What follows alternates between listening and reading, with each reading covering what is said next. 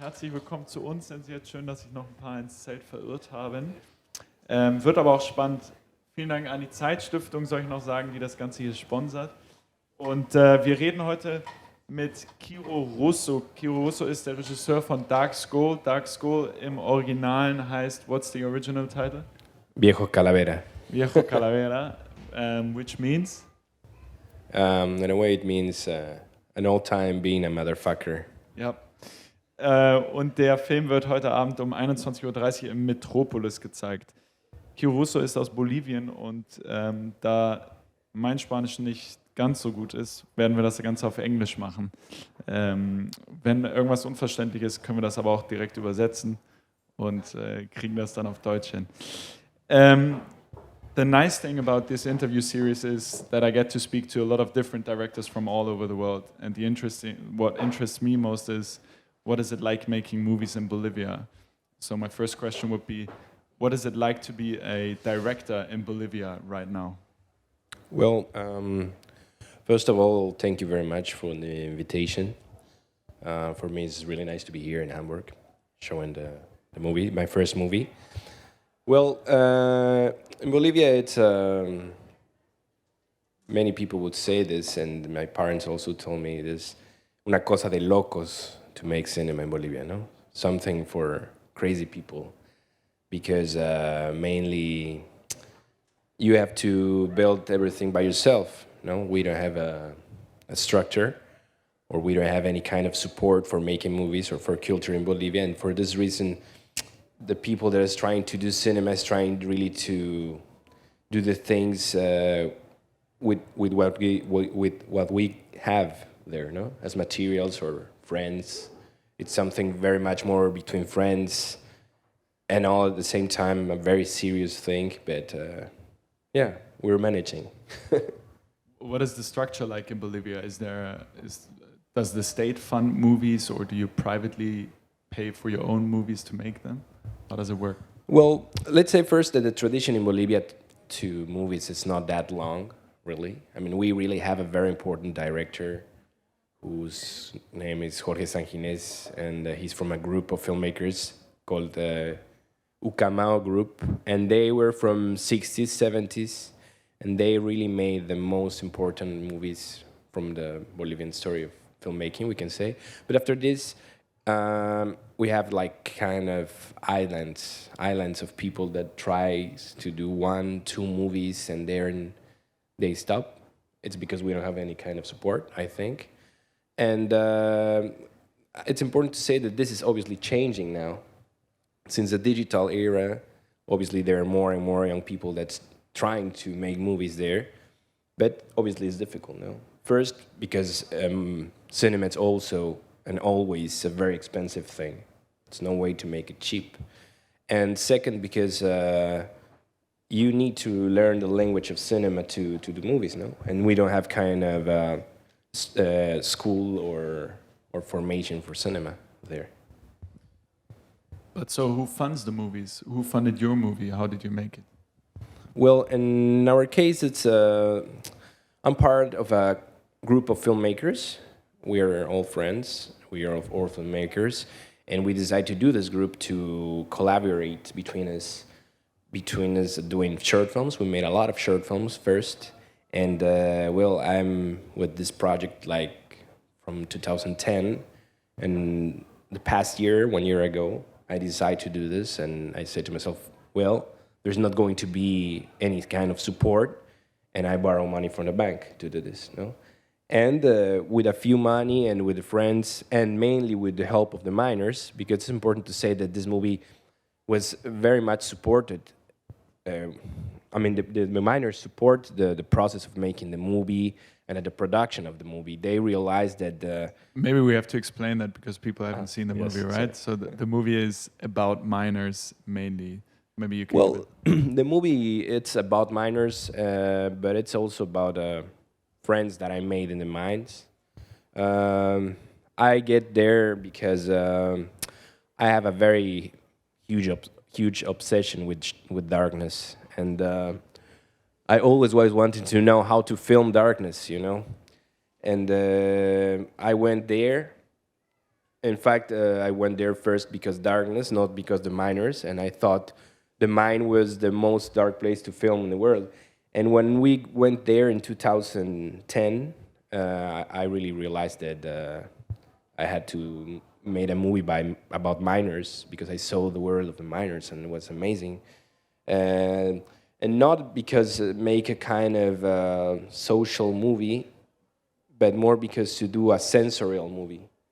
For me, was more important the idea to portray the feeling of being there more than telling some stories. And since then, I started to make a lot of friends and to ask the miners what was going to be the important matter that we need to talk in the movie.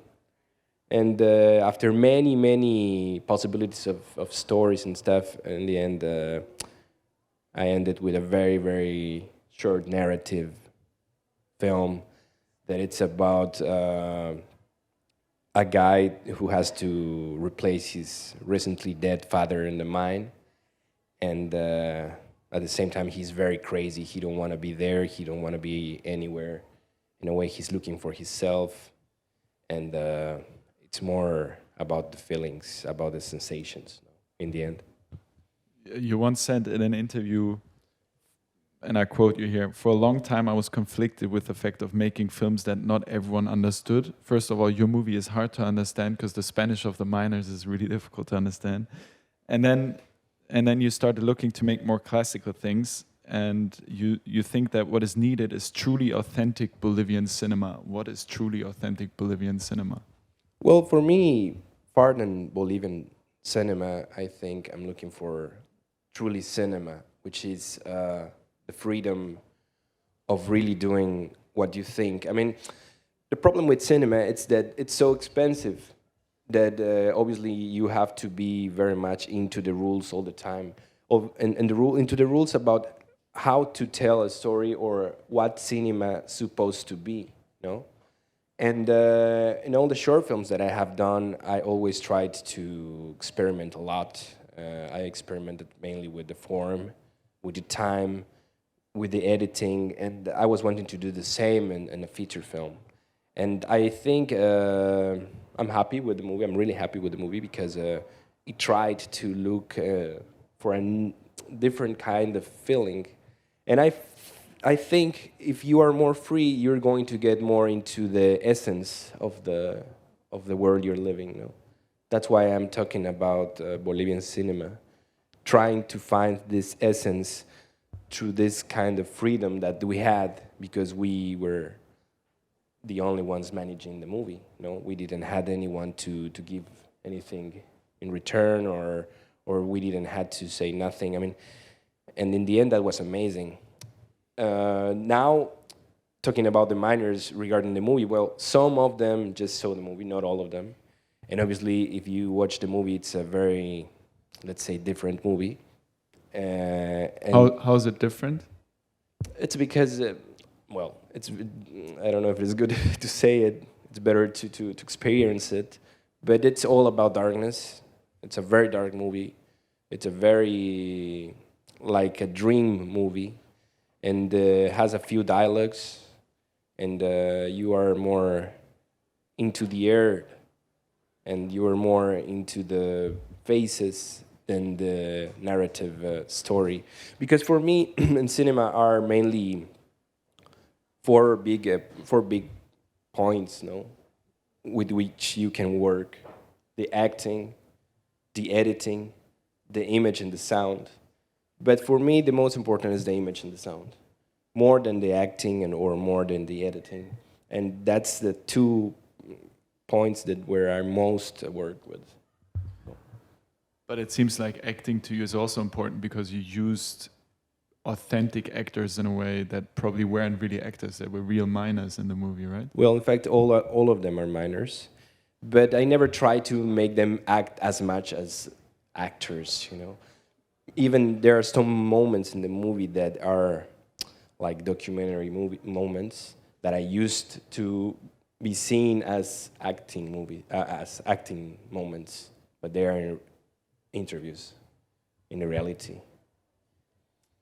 those kind of movies, are they successful in Bolivia, or what kind of movies are shown in the cinemas in Bolivia? Well, no, we can say we don't have that much movies first. I think this was one of the best years in cinema since a long time in Bolivia, because I think we have produced maybe 20 movies and nobody is going to watch them. But as here, no, as here as everywhere, I think we have a very big problem with cinema now all around the world, because everybody's going to see Marvel or these blockbusters that are bigger and bigger now, but nobody's going to watch another things anymore. And I'm asking more and more why to myself, because I think that in the past, I don't know, I remember when I was a kid, my father used to take me very much to cinema, and we always used to watch Van Damme or, and Jackie Chan, but he was very obsessed with a movie, because my father don't know too much about cinema. And with the time, and he used to speak a lot to me about this movie that he remembered that he saw him when he was a kid. And then I realized that it was Solaris from Tarkovsky. And that thing really made me thought about cinema was very much more open in the past, no? I mean, you could find anything in the cinemas, you were going to watch any kind of movies, you were going to recognize any kind of nation in the movie. Now everything is about an American way of living, and a very empty kind of movies that in the end, yes, they are entertainment, but don't give you anything for your life in the end, no? And I think in the end that's a matter of education, no? The countries are not really involved with cinema regarding a position of thinking that cinema is not only an entertainment thing, because it's also a language, no? The most modern language that we have, and that it's important to be cultivated. I mean, I always say this, that it's like with cinema now we are very much like always watching comics, no? It's like we are obligated to read comics and we cannot go to the big books or anything. It's, for me, something like that, what's happening now. So apart from entertaining, what is a movie supposed to do more than entertaining? For me, movies are the most modern way of culture to portray life, you know, in all the ways. And if we really analyze this, it's anything what it could be in, you know. And the image in movement, it's so important now that we even have it. Everyone has a screen in his pockets, you know.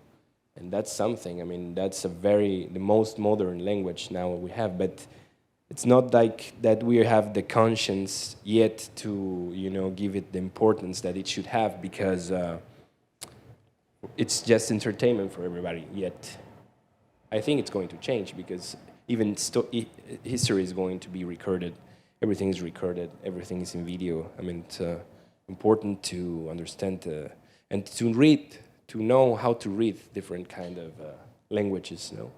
It's crazy, because I think nowadays the reason why everybody speaks English and so many ways of thinking life, it's because of the movies. You know? It's because of the American way of living that has been shown once and once again in the movies that we saw all our life. So how do we get people to watch more your kinds of movies rather than the big Marvel superhero movies? In school, for example, it would be important. I mean, I'm sure it's important, because it should be part of the educational for me, experience. Yes. For me, no, it's an idea. I don't know. Is it part in Bolivia? Do people in schools watch movies? No, not at all. I mean, in Bolivia we have a special situation regarding culture, no, because my country, it's very, you know, diverse and chaotic in a way, and culture in my country, I think, is more confused with folklorism, you know, and this gives a different perspective about what to support or not to support, and also Bolivia had always, you know, economical and financial problems and poverty for decades. And now it's not like that anymore. But I think nobody's used to this kind of support or ideas of, I don't know, creating maybe a national, how is it? Identity? Identity, exactly. But Evo Morales is the first president, the first president who brought indigenous culture to the government because he is an indigenous president. So doesn't he fund indigenous movies, try to create an indigenous identity in Bolivia? No, completely. No. Well, I don't know. I mean, it's hard to say to say that they're not aware of these things at all. I mean, I think the power it's always going to corrupt everyone. And for now, for example, for me, the government has been so long that they are not thinking much in this kind of politics. In fact, they are more supporting the technology, or now they want to build a nuclear plant in Bolivia. Things that for now, and for the things that were at the beginning with him, are completely opposite and crazy, no? I think it's crazy, but that's what's happening now. And also, for me, that's art for, I mean, that's the culture should be doing, no? Telling these things, showing everyday's life of a Bolivian country or of Germany or anything, no? I think it's very important because, I don't know. I always say more and more everybody wants to be gringos, no? And that's scary in a way. It's weird.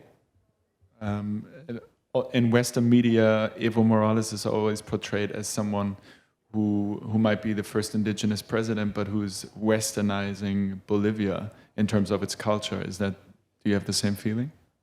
I think yes, but it's not because he's like planning to do this or to create a more westernized point of view of anything. It's something natural that happened because at the beginning, obviously, Bolivia before Evo had the most huge population of people that wasn't connected with this world. I mean this Western world. But once he became president, obviously more and more the people felt represented, and the Western world came really fast as him representing that idea of president and all the system that represent itself. No? The idea of president and that stuff, it's a Western idea, and it comes with all what it has to come. You studied in Buenos Aires, and when we talked earlier, I asked you whether filmmakers are connected over South America and in Bolivia. Maybe you can sort of give us an idea of how the business works in Latin America. Is that a network of filmmakers, or do you all work independently? Well, to talk about a generalized thing, I think is not good because South America is huge. There are some countries that obviously are very, very, very old in the film industry, like Argentina or Brazil, that really had a tradition of filmmaking. Or there are countries like Bolivia or Paraguay that mainly don't even have cinema, or they are like emerging. There are other countries like Chile or Colombia that now at these days have a very, very, very more strong structure for cinema. But I think cinema, it's always something that connects people all around the world, you know? And more these days, I think, yes, in South America, we're very much more connected with people from all other countries because it's the only way to continue doing cinema. And I think naturally it started to be a kind of dialogue that you generate between filmmakers that have the same interests, you know? But at the same time, obviously, the countries are so big and the people has so many different researches that there are many, many kinds of cinema and many, many kinds of filmmakers that are doing very different stuff. Would you say your film is a political one? Yes, for me, yes. It's a very political film. For many people, it's not. but it depends what is politic for you, no? What is it for you? Well, for me, it's a very politic way in the act, in the act of doing it, as the way it have done, and in the act of ending it as the way it ends. I don't know if I have to tell this like how it ends. Don't spoil the film. Yeah, but for me, that's the political action. No? Is it also political because you show minors and that is a political issue in any case in Bolivia right now? Well, for Bolivia, the minors have been always like a main issue, like historically speaking, because it's like they are like a symbol, no? And they were always the head of all the political things that have happened in my country. A symbol for what? A symbol of fighting, and a symbol of rebellion, and a symbol of revolution mainly, no? But at the same time, one of the most important things that I was wanting to do was to destroy the stereotype of the miners at the same time with this movie. You know?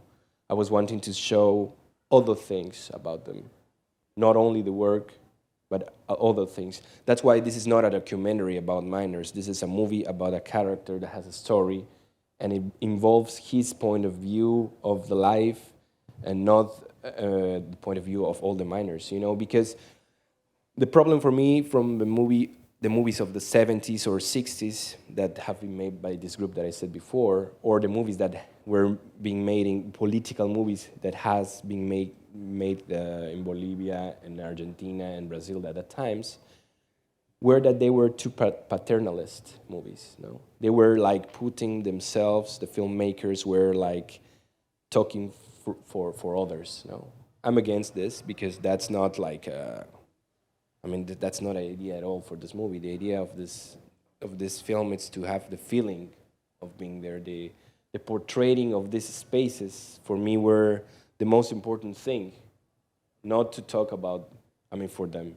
I'm not representative of the miners at all. No. But you still take a stance for the miners, right? It's not about the miners as a whole, but the film portrays miners, and by that you do take a strong stance for the issues of the miners. For me, it's more like a tribute, for the miners. A tribute, a human tribute. Something that you can experiment many aspects of being there, of sharing, alcohol, of sharing friends, of sharing fights, of sharing jokes. But that's it. In the end, it's not like, a political kind of propaganda, I don't know.